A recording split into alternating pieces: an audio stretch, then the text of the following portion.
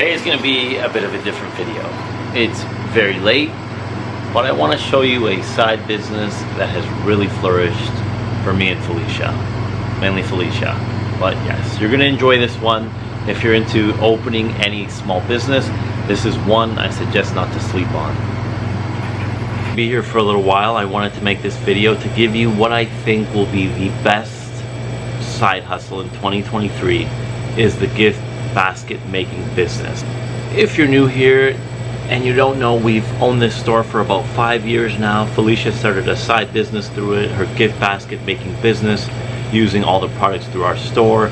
We are a channel all about small business and personal finance. If you're interested in anything like that, please subscribe down below. We try to give you the inside scoop without the BS that you find on many channels about business. And yeah, we just keep it real. So what I like about the gift basket business is it's low risk, low investment, easy to start, very easy to get out of. There's no long commitments. If you really don't like it, you really have nothing else to do but, you know, eat the inventory that you bought, if you even bought a lot of inventory. It's just a simple way to start making some side money or potentially a full-time income. So think about it as a business that you can start from home without any investment at all, because really you can take the order, collect the money if people trust you enough, and then make the basket and make a profit and keep rolling it over like that. And if you understand that simple method right there, you're already well on your way to starting your own gift basket making business. Now, I'm not the pro behind this business, Felicia is, but let's go through some of the ways to kind of start the business and what you should be using to carry your goods in the baskets. So let me give you a quick breakdown of a very simple basket that Felicia probably can put together in 5 minutes now. So start with your base. We usually use a charger plate or a basket such as this one over here. This one's more of a snack basket. And you know, a wicker basket, and you can find these at secondhand stores, dollar stores. If you really want to get fancy, you can order them online from actual, you know, basket wholesalers. But then a very simple start would be snack baskets, and these are just taking off. Imagine getting this on Christmas morning. A bunch of snacks to eat. And usually people that order the basket for you know exactly what kind of snacks you want, so it's tailored to the customer that's receiving it. So you know, these items can be found anywhere. You do want to try to find them on a sale or a deal. We own a store. It's very easy for us to just go through the shelves and make baskets, but for someone who doesn't own a store, this stuff is accessible anywhere.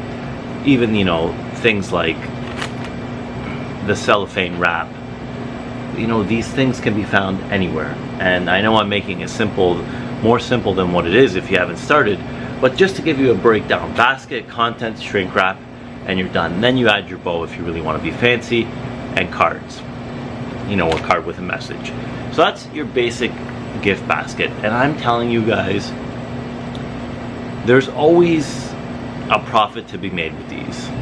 The simple fact to show you the profit in a basket would be, we're gonna spend $35 on the items and the basket equipment to make the basket, and then we charge $60 to $65 to make $30 profit.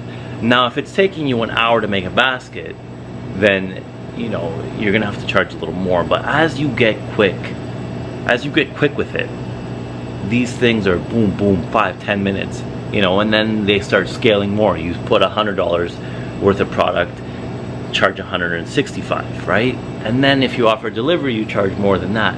So there is so much to scale in this type of business, and they're so easily marketable because there's always birthdays, Christmases, corporate events, real estate agents giving baskets to new homeowners, unfortunately funerals, people give sympathy baskets, a thank you baskets. These are so versatile, and they don't require any investment or skill before starting. as you make them, you will get better at making these baskets. And you will find ways to make the product cheaper by finding deals or wholesaling inventory for yourself. So just keep that in mind, that this may be the business to start with $0. And I wanted to thank anyone who tried our coffee line. This is the coffee that we serve in store. This video is not sponsored by my own coffee brand, but this is my coffee brand. It's called 13grandcoffee.com. If you ever wanted to try the coffee we serve in store, you can go to 13grandcoffee.com and try the best coffee in the world. Thank you. And I know what a lot of you are probably thinking. I have no interest in starting a basket making business. You know, it's not my thing, and that's fine. But sometimes, you know, getting your first business and making some money to start your future businesses, you're gonna have to do things you don't want to do.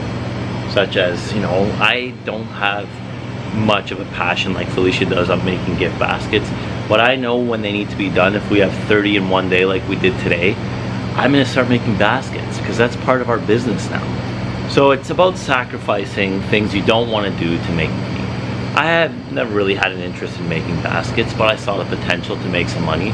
And, you know, the money is the motive, as the weekend says, but it allows me to do other things in this business because we make a profit on these. So to give you a good rundown on the numbers, in December, Felicia will do $12,000 in sales in just gift basket orders. Now the profit margin would be probably around 40% of that. So if I'm doing the math right, it's about $5,000 in profit from just gift baskets. Now if you can do even $1,000 a month from gift baskets, add that on to whatever you're making now, because you really can't live on $1,000 a month. But let's say you did $1,000 a month in profit from gift baskets only. You spend a couple hours extra every few days a week to, you know, pump out 4 or 5 baskets. I'm not saying it's going to be easy. I'm just saying it could be worth it if you gave it a chance. And, you know I have the avenue to sell baskets from the start. We have a store, we have the inventory, we have people coming in, they pick up baskets on the go, like a grab and go type of style, especially around the holidays or Valentine's Day or things like that. But that's not to say that you can't set up shop at flea markets for cheap to test your idea. That's not to say you can't run ads on Facebook Marketplace or Kijiji or whatever you guys use for, you know, buy, sell, and trade in your city. Or perhaps just setting up a table, if your city allows it, on, you know, a busier side street. I've seen that done before around Valentine's Day, Easter, the holidays. So it's all about, you know, finding the right connections, the farmers markets, and getting the name out there that you're doing baskets. Maybe you have to give 1 or 2 away to charities to start getting your name out there, but you really have to market this business just like any other. We had to market our baskets just like any other business, just like this store had to be marketed. If people don't know what you're doing, they will never order from you. So you really have to get your name out there. And it may not happen right away. It may take 6 months to a year for you guys to start selling a couple baskets a month, a couple baskets a week. These are things you're really gonna have to gauge by trying and starting. And you know, again, this is a very low risk side hustle that I don't think anyone should kind of turn their head at. We've done very well with baskets over the years, and it just keeps growing. So the best form of marketing for your basket is to put your business name, your logo, your number, your website on the basket, so when someone receives the basket as a gift, when they want to give a gift back to someone else, they call the number on the basket. It's just a rotating cycle of advertising for your business. The more baskets you send out, the more orders you receive. So it's just a business that kind of cycles and rotates almost without any other marketing, but I wouldn't suggest not to do any other marketing. You want both things working together for you so you get as many orders as possible. So I'm going to show you guys how to make a basket. Generally they're all made the same unless someone wants something custom made, but the way you put it together is generally the same. So basically you're going to take a bottom and put it in a cellophane bag. And then I always personally start from the middle outwards, and I kind of create like a shape where the outside items can rest along it. So now I'm gonna lean the items, the outer items, on my actual like shape that I made. And you want to make sure that it's symmetrical on both sides. So you know, you have to have things on both sides, not like one thing and nothing. A tip is to always take off price tags if there's any price tags in your store, and make sure the dates are good. You never want to give out expired product to anyone, especially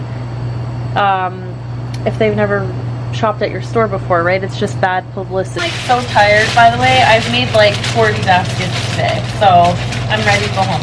But now what you're gonna do is you're gonna tie your shrink wrap up. And by the way, when you like price out your basket, make sure like you're pricing out what you paid for the bottom, what you paid for this, the materials, and then you gotta charge for your labor. So make sure you like add that in. How you tie the shrink bag. Obviously you want it to be as smooth as possible. You're gonna grab the end and you're gonna pull it like this. I use elastic bands because I find they're just a lot easier than string, and I also don't have string right now, so we go with what we have, and we just tie it like that. Now we're actually going to suck this thing in and shrink it. What you're gonna need to do this is a heat gun, or a hair dryer works fine. I have this hair dryer, but you're gonna hold it from the top and see if you have sides like this, you're gonna shrink it.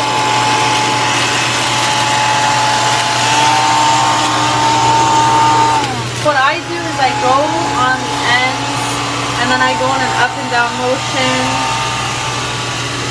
like that.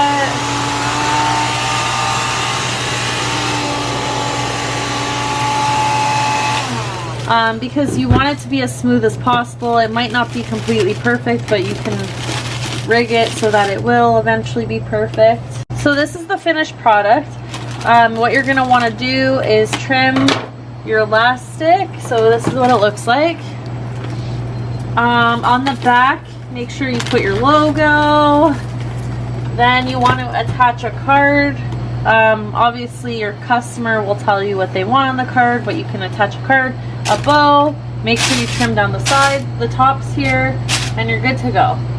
For just an even lower risk way of doing this business, try to stay away from anything perishable like apples, bananas. I wouldn't suggest fruit baskets. Those are honestly kind of a thing of the past. I'm thinking specialty baskets like charcuterie style, things that will not go bad on you and don't require refrigeration. You know, jarred vegetables, mushrooms, sun-dried tomatoes in packages like this, cured sausages that are shelf stable. You know, the list goes on, but don't get into too many perishables until you have an established business. I wouldn't suggest getting into anything that requires refrigeration, because your home fridge or residential fridge probably won't hold as many baskets as you need, or maybe not even one. I don't think ours would even hold one. The height's probably a little too high. But keep it shelf stable. Soups, jars, you know, crackers, pastas, sauces, you know, things like that will last a couple years. Even if you're not busy, you know, you can end up eating it yourself or using it in a future basket, because things like this last 2 to 3 years. You know, they're just jarred, sealed, and they're good. You know, obviously don't put in weird stuff like canned goods or salad dressings that aren't really things that people would expect as a gift. You want to put things that people kind of find easy to eat, snacks, chocolate bars. You'll learn the methods that people are looking for, but yeah, stay away from, you know, you're not going to put vegetables in a basket, right? Use some common sense. What would you like to receive as a gift? And try to give that in a basket that you're offering. So I hope that gave you the beginner's part of starting your own gift basket business. I think with this information, you can pretty much gauge exactly how you're going to make a basket, how much to charge, and everything kind of in between. If you do not have a store, as I imagine most people don't, best to, you know, find good discounts and deals on items that your customer's looking for. Now, whether that be you take a good guess at it or you ask the customer what they'd like to see, is how you want to run your business. So keep that in mind for your future endeavors. Thanks for watching this video.